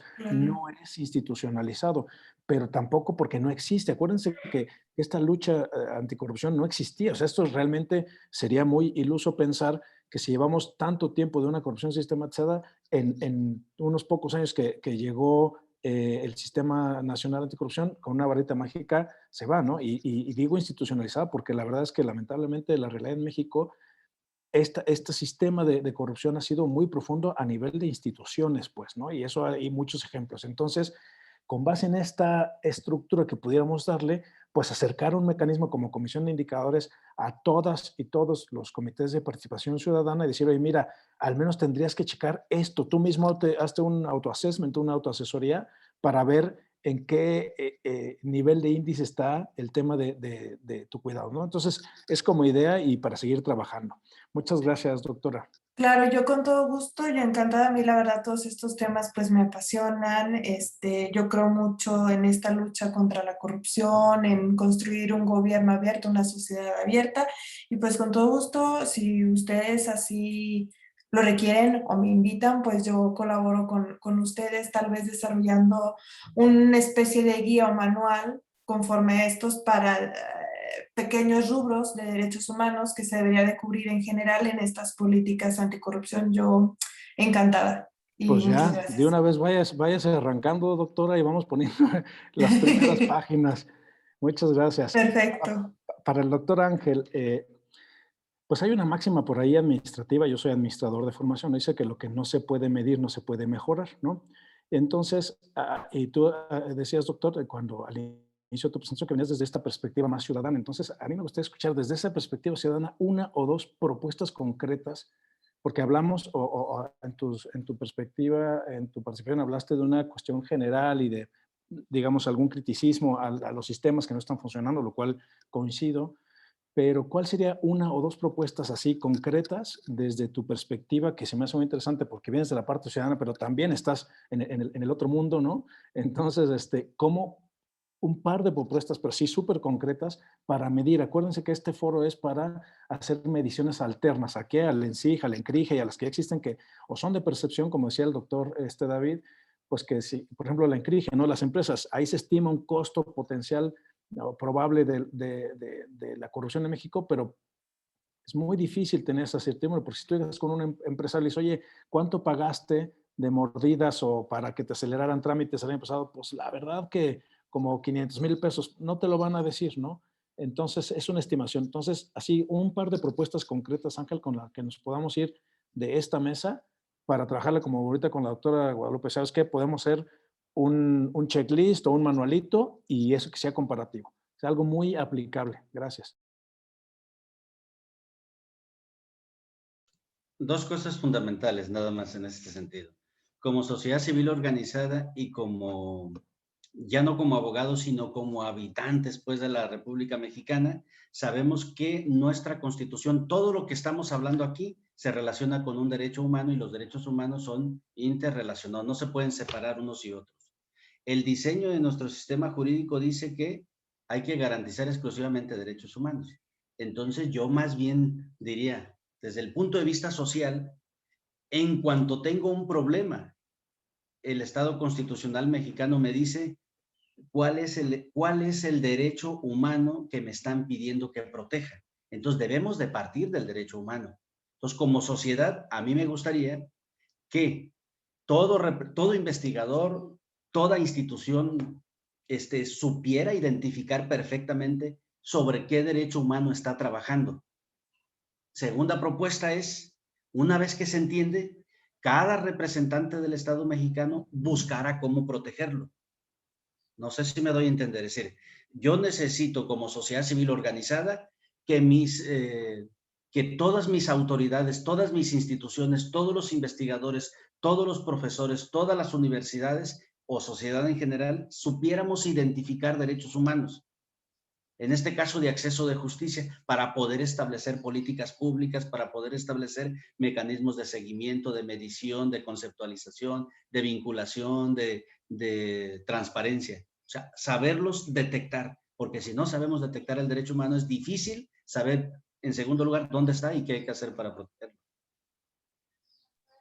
Ok, entonces tu propuesta va en el sentido de hacer una mejor y mayor difusión de lo que son los derechos humanos hacia la ciudadanía para que los sepamos identificar. Correcto, pero antes que eso, o sea, la autoridad, quien sea, un investigador, Un maestro debe saber, por ejemplo, que él está tratando de proteger el derecho humano a la educación. Un policía a lo mejor a la seguridad. Un ministro de la Corte a lo mejor en cuestiones de justicia. Un presidente de la República. O sea, el representante del Estado, que es el servidor público, si no sabe, un investigador, si no sabe, por ejemplo, cuál es el derecho humano que va a proteger al iniciar una investigación científica, no lo va a llevar a ningún lado. Difícilmente. Porque hoy día tenemos un sistema globalizado en el cual nuestro país está protegiendo derechos humanos. Incluso vamos atrasados con Europa, que allá protegen ya más la dignidad humana. Entonces necesitamos ser especialistas en eso, porque es nuestra primera fuente. Ok, muchas gracias, doctor. Y finalmente, bueno, es mi participación para el doctor David. Pues, David, te quisiera preguntar algo. Mira, me gustó mucho también este sentido práctico. A mí también me gustan la estadística, los números, las correlaciones. No es lo mismo una correlación que una causalidad. Y aquí, pues, establecer la causa, como decías, de la corrupción es muy complejo, ¿no? Pero bueno, con la información, y para mí lo ideal es enemigo de lo posible. Entonces, con la información que tenemos actualmente, es decir, con las bases de datos que tiene el INEGI, con la información que estamos teniendo de la comisión de indicadores que ahora con este proyecto que estamos haciendo de piloto, creo que vamos a generar información interesante. Por ejemplo, tú mencionabas algo muy, muy importante. En el combate a la corrupción están estos sistemas locales anticorrupción que no nos pelan. Pregúntales aquí a los que estamos, ¿no? Simplemente para pedir información, que es nuestro derecho como ciudadanos, ¿eh? Y ahora que somos parte del comité de participación, no nos dan la información porque las instituciones tienen esta lógica como muy extraña, ¿no? Perversa, de que es mi información y yo sabré, o sea, porque ¿para qué te la voy a dar a ti? ¿No? En Puebla nos comentaban un caso de que se la pidió, que dijeron, no, a mí que me diga, bueno, la pidió el TEC de Monterrey, no, que tiene que pedirla el representante legal del TEC de Monterrey, porque si no, no se la doy. Es decir, no puede contestarte eso una institución pública, pero bueno, eso es lo que tenemos. Entonces, con lo que tenemos hoy de fuentes oficiales, con lo que tenemos hoy de estos comités de participación ciudadana, que creo que de verdad ahí sí, yo creo que estamos haciendo bien la chamba en la posibilidad de las capacidades que tenemos, ¿no? Pero así estamos generando información. Para mí es bien importante, como decía ahorita Ángel, comparto ese punto de vista de vamos a empezarle a decir a la gente, pero quizás no nada más con cuestiones teóricas de a ver qué es el derecho, sino a ver, esto es lo que está pasando, estos son los efectos que están teniendo, esa información sí la estamos generando. Entonces, con esa información, David, ¿cuál sería uno o dos o tres indicadores que pudiéramos, que es al final de cuentas el objetivo de esta mesa, que pudiéramos ya concretar para empezar a medir, y eso podemos empezar con los 18 estados que están representados en la Comisión de Indicadores, presentarlo a la Junta de Presidentes para que pudiera en un determinado caso es una medición nacional, pero ¿cuáles serían los tres? O sea, ¿cuáles serían los primeros pasos que podemos hacer ya? Es decir, no para terminar el año, sino para empezarlo ahorita y terminar el año con una primera medición. Esa es una chamba interesante, David, sé que está complicado, pero no tanto, y más con lo que veo que tenemos en esta mesa y en las otras. Entonces, te la pongo a ti porque te veo también muy orientado y ya muy encaminado. Entonces, cuéntame. Muchas gracias, Víctor. Entonces, batallan para conseguir información con los sistemas. Qué ironía, ¿no? Imagínate. Qué ironía. Pero sí, hay muchas fuentes de información. Pero bueno, por ejemplo, mira, les voy a platicar una. Hay una que se llama Encuesta Nacional de Victimización de Empresa, la ENVE. Se sale cada 2 años, sale 2000. Salían, David, porque ya unas las clausuraron, ¿no? No me acuerdo si la ENVE, creo que el último año fue el 2020. Me parece que el último año fue Y el la 2020. ENVIPE también, ¿no? La ENVIPE también sí estuvo, esa sí se la llevaron. Que pueden aportar información. Por ejemplo, la en sí que aporta información por entidad federativa, pero para sujetos y es en percepción y es solamente corrupción, pequeña corrupción o corrupción de ventanilla. Pero, por ejemplo, para sujetos en general, ¿no? Pero, por ejemplo, la ENVE te daba posibilidades de ver si había corrupción, por ejemplo, en empresas y cómo afectaba la producción de las empresas, etcétera. Te podías echar un clavado ahí, pero digo, por ser información de empresas, no es pública, ¿no? O sea, el INEGI no te la da tan fácilmente, ¿no? Tienes que ir a buscarla ahí al laboratorio de microdatos. ¿Qué metodologías? Como te había comentado, como les había comentado, Víctor, mucho depende del objetivo que tengas. Por ejemplo, si tú dices, quiero hacer una correlación para ver el efecto de la corrupción en los derechos humanos, pues unas regresiones, ¿no? Y ya depende de los datos que tengas, ¿no? Pero si quieres ir un poco más allá, por ejemplo, oye, a ver, yo quiero ver cuál es el efecto que tiene estos mecanismos, estos sistemas anticorrupción, cuál es el efecto que tienen sobre la corrupción y que a su vez incide sobre el derecho humano. Se puede hacer, por ejemplo, no sé, un modelo probabilístico. Se me ocurre, ¿no? Aquí a bote pronto. Un modelo logístico en donde tú digas, detectes la probabilidad, si tienes información temporal, no sé, por ejemplo, por años y por entidad federativa, puedes formar un panel. Puedes hacer un logit temporal que, por ejemplo, te permita ver cuál sería la probabilidad de incidencia de los sistemas anticorrupción sobre la corrupción, que a su vez incida sobre los derechos humanos, ¿no? Se me ocurre aquí a bote pronto. La cuestión aquí, a ver. Además, perdón la interrupción, mira, lo que yo quisiera dejarte ahorita igual que la doctora Guadalupe, la idea de esto es que podamos hacer que estos indicadores que generemos nos sirvan para homologar y para generar una comparativa homologable entre entidades. Entonces, ¿y por qué eso es complejo? Porque algunas entidades tienen más recursos que otras, a pesar de que tienen menos recursos, han sido más eficientes. Entonces, ¿cómo podemos empezar a hacer que la ciudadanía voltee los ojos a este problema, pero también nosotros mismos? Es decir, que el indicador que generemos tiene que ser que la información con la que lo estemos creando debe ser de fácil acceso, que sea disponible, que tengan bases de datos, fácilmente accesibles y que nos pueda generar, a final de cuentas, un documento muy utilizable para los CPCs, para tomar decisiones, para hacer análisis y que cualquier ciudadano pueda entender lo que estamos hablando. Ok, mira, ahí te va. Un solo indicador así per se por sí mismo no te da información, pero no toda, ¿sí me explico? O sea, si tú quieres hacer alguna evaluación, tendrás que hacer algún modelo estadístico, por ejemplo, modelos de regresión, porque un solo indicador, pues que no te puede decir mucho.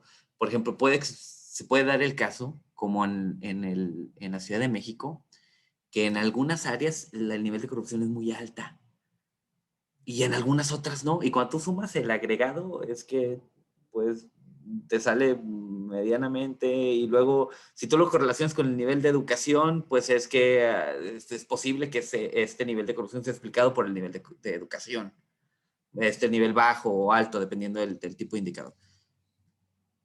Yo sugiero, Víctor, que tengamos bien preciso la definición entre indicador, que es un elemento que te muestra un problema en general, y un método de estimación para ver correlaciones, para ver. Por ejemplo, efectivamente, imagínate que desarrollen un indicador sobre corrupción, un indicador nuevo sobre corrupción. Obviamente, pues hay metodologías, ¿no? Hay cocientes, hay sumatorias de proporciones, que me parece que fue lo que presentó la doctora Guadalupe.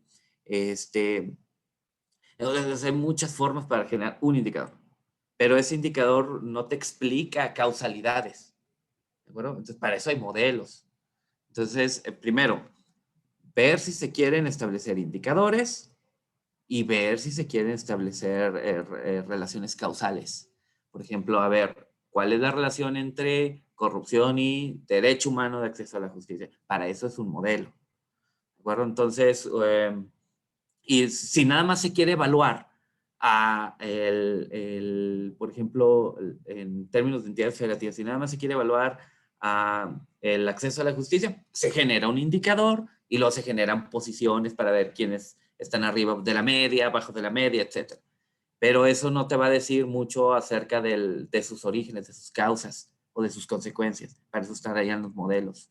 Entonces, un indicador solamente es un valor para actividad federativa que te ayudará a evaluar a ese indicador en todo el segmento de la muestra de sujetos, ¿no? Entonces, según lo que había visto en los objetivos, era medir esa correlación. Entonces, yo me imagino un modelo. O sea, detectar los es que a lo indicadores mejor, y luego... David, con esto me estás respondiendo, porque a lo mejor, o sea, lo que yo quisiera es empezar ya, porque de verdad, mejor empezar con lo posible y no con lo ideal, por usted decía. Entonces, a lo mejor podemos empezar con este indicador que sí nos haga un ranking, que empiece a decirle, oigan, vamos poniéndonos, porque a lo mejor yo pensaba que estaba en tal y resulta que estoy en el top 20, ¿no? O no, estoy en el bottom 20, estoy en el sótano. Entonces, podemos empezar con este indicador mientras empezamos a construir un modelo que diga, ahora sí, ¿por qué? Porque ellos mismos van a empezar a generar esa presión. Oye, ¿por qué estoy en el 20% debajo? Estamos trabajando en establecer relaciones causales. Súmate a los esfuerzos, ¿no? Ok, muy Dame bien. información. Entonces, a eso es a lo que voy, pero creo que me acabas de responder perfectamente. Podemos empezar a generar este tipo de rankings que son mucho más fácil o más rápido de implementar y al mismo tiempo empezar a generar las relaciones causales. Muchas gracias. De hecho, mira, ahí te va. Para eso, para indicadores, pues bueno, hay muchas metodologías, ¿no? O sea, depende de lo que tú quieras. Hay una que creo que comentó la doctora Guadalupe, que es convertir variables nominales, ordinales a variables de intervalo razón, ¿no? A través de puntuaciones. Pues, si lo tiene, no lo tiene, al final sumas, puedes sacar ya promedios, ¿no? Y puedes sacar un indicador general. Hay, por ejemplo, métodos de análisis análisis multivariantes que te permiten a ti hacer distinciones entre sujetos considerando su varianza, y esto se estimaría, por ejemplo, para cuestiones en donde entidades son muy grandes y otras muy pequeñas, y uno puede decir, bueno, las más grandes son más corruptas. Bueno, no necesariamente. Eso es proporcional y para eso Sí, están las que los tienen análisis más presupuesto son multifactoriales. más eficientes, tampoco, ¿no? Que ya Eso podemos se puede identificar detectar con ese variables. indicador. O están otros indicadores, por ejemplo, de análisis de varianzas, ¿no? Los famosos ANOVA, que analizan medias o promedios entre distintos sujetos, etc. Entonces, para eso sí hay muchos métodos. Entonces, lo que sugieres tú, Víctor, es primero indicadores y luego ya los modelos.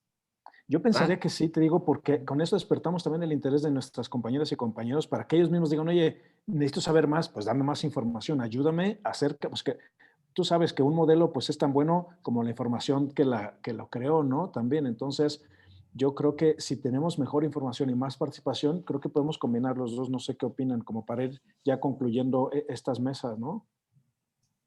Sí, y bueno, si me permiten opinar ahorita un poquito.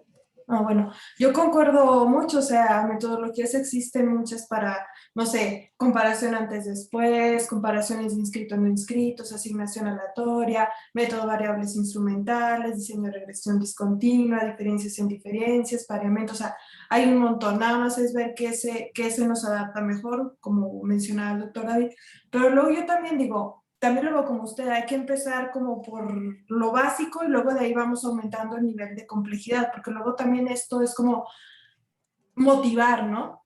Al resto de los compañeros a que se sumen al esfuerzo viendo todas estas pequeñas mediciones que a lo mejor se hayan en un inicio.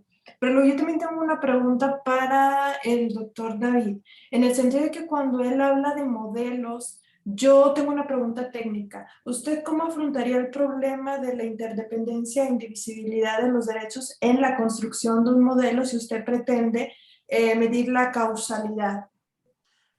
Hay modelos estadísticos para eso. Por ejemplo, está el modelo de Arellano-Bond para definir los problemas de causalidad. ¿Qué te dicen los modelos de Arellano-Bond? No, sí, pero la La causalidad indivisibilidad de los específica derechos entre humanos. los derechos humanos, o sea, no hablo de la causalidad en general, esta la conozco, sino yo hablo, ¿cómo es que este comportamiento, esta acción o lo que se quiera relacionar da pie a esto otro, que es una vulneración o al contrario, promueve, protege los derechos humanos, o sea, porque puede ser cualquiera de los parámetros. ¿Cómo afrontaría usted eso? Bueno, ahí te van. Esos modelos de endogeneidad, eso es endogeneidad de cuentas, la variable independiente está correlacionada con el término de error, ¿sí? O sea, la variable independiente correlacionada con el término, porque no está explicado dentro del modelo. Creo yo que estoy entendiendo eso. Para eso hay modelos, por ejemplo, variables instrumentales, método de variables instrumentales, método generalizado de momentos, si nada más tienes, por ejemplo, no un horizonte temporal, sino sujetos como tal.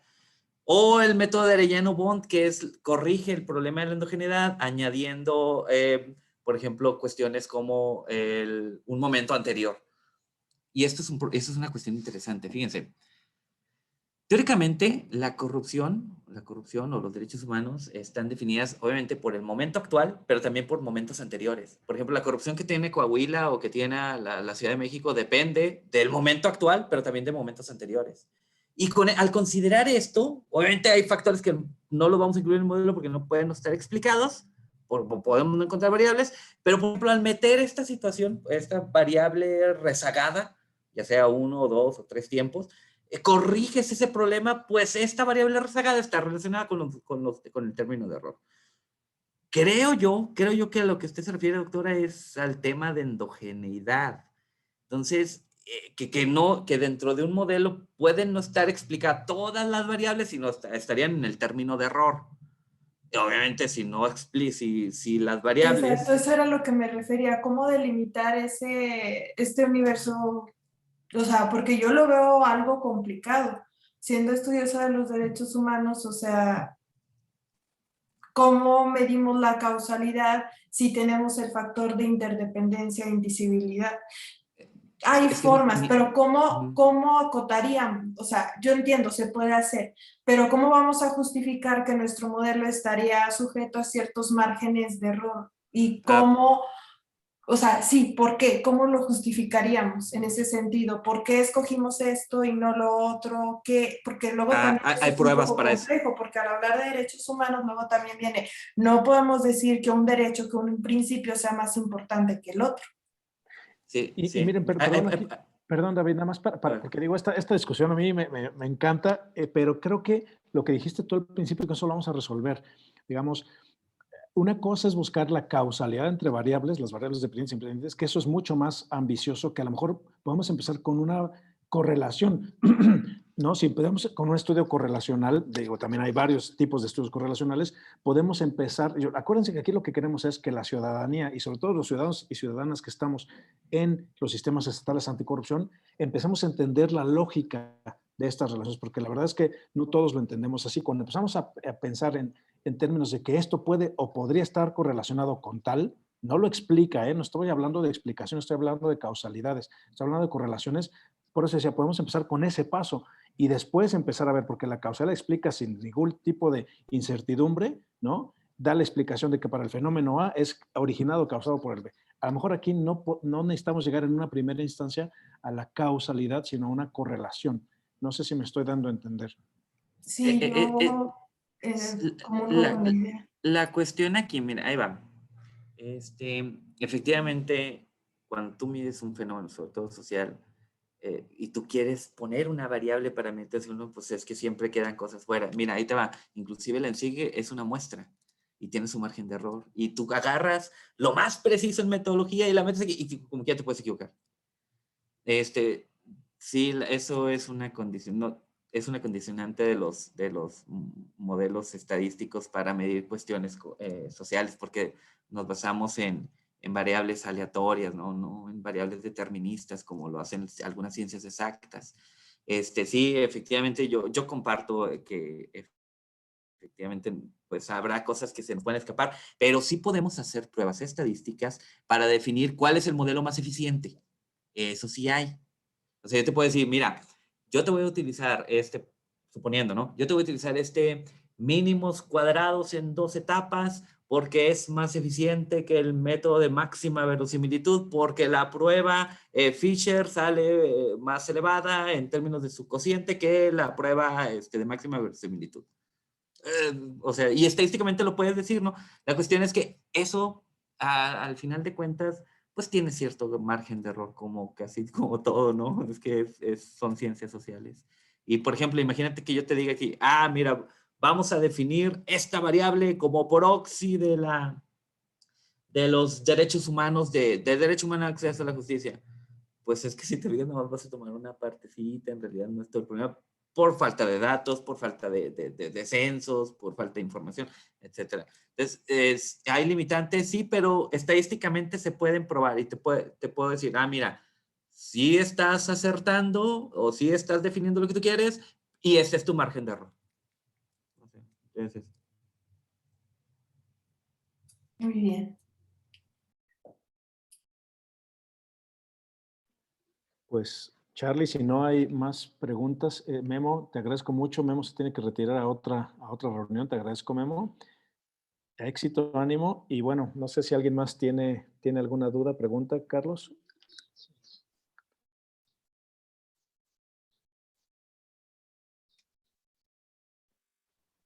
Parece que no. Sí. Parece que no hay alguna otra pregunta.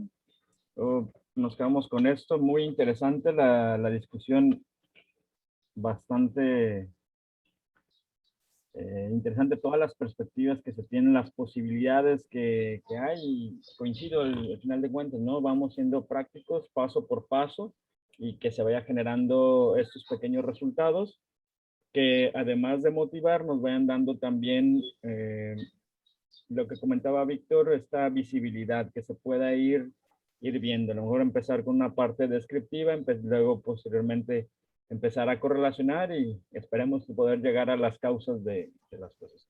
Agradecerles a los doctores, a la doctora, a todos los asistentes, las y los asistentes de la comisión de indicadores. Aquí estamos para continuar con los trabajos que siguen. Muchas gracias, Víctor. Muchas gracias, David. Gracias, doctora Guadalupe. Gracias a las y los asistentes que nos están viendo por Facebook, a nuestros compañeros y compañeras que estuvieron aquí. Y bueno, David y Guadalupe, ya los comprometí y de verdad, no es broma, ahí les vamos a estar dando lata y si pueden empezar a vislumbrar cómo, créanme que nosotros estamos como en materia dispuesta, a Jafe y a mí como dupla, digamos, de presidente y secretaria de esta comisión, pues nos quedan ya nada más 3 mesecitos. Entonces, la verdad es que a mí sí me gustaría avanzar lo más posible en estos 3 meses para que la dupla que nos suceda, pues tenga un poquito más de avance y de ahí para arriba. Entonces, por eso la premura y las ganas de chambearle, ¿no? Muchas gracias en verdad y estamos en contacto.